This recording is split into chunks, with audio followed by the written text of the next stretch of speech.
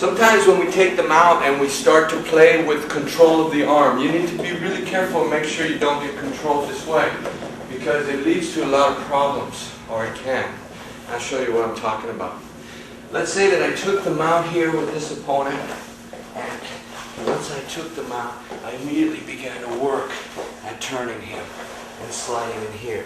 See how I've swooped in under his arm here, and look at this. This is within reach. And now I can create a lot of problems here. And some of the problems I can create, number one, I can create some sort of pain compliance and even a slowdown of blood to the brain right here with this knife edge and this being wrapped. And the fact that I have the leverage. And it really is a very uncomfortable situation. It can just be painful because it's against the neck, or it can be effective to slow the blood down.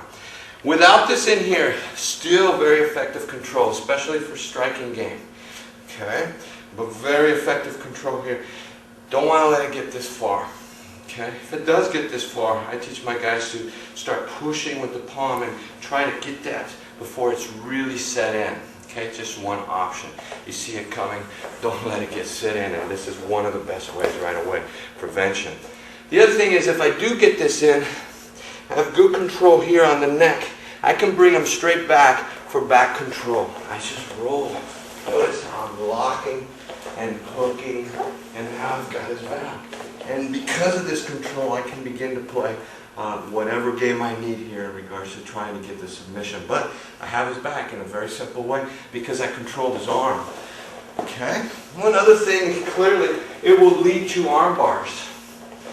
Or as we saw already, it can lead to the reverse Kimura. But the arm bar is here. So while we're here, and here, we can also pop up to here. So one more time, our fight was here. We controlled this to a point where we're here, creating problems. Why then, pop it open. Boom, here comes that leg for the arm bar. It comes over his head. And look at how I like to adjust and bring this arm in.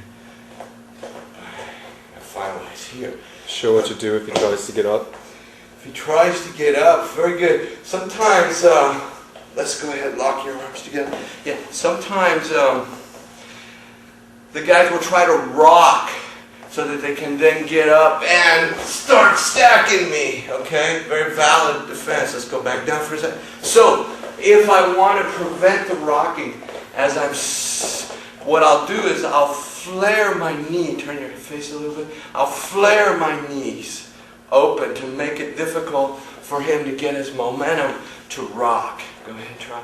This is a different animal right now. So from here, if I sense that's where he's going, I'll start flaring my knees in an effort to keep that from happening. Because it does give him a way to fight from, which would make me very uncomfortable, all that weight. I'm bent down. So flare your knees to keep them from rolling. Alright, so we got the arm bar. There is one more control that I like from the arm, and I teach this series in the Critical 12. I call it the arm control here. One more way that I like to control here, beyond this and beyond this, is really right here too. Okay, so here I've got some pretty good control. In this case, I can keep forcing him onto his belly if I want. Or again, I can bring him up and start attacking the back from this side. Okay? So don't let him get this arm, bottom line. That's the moral of the story in that lesson.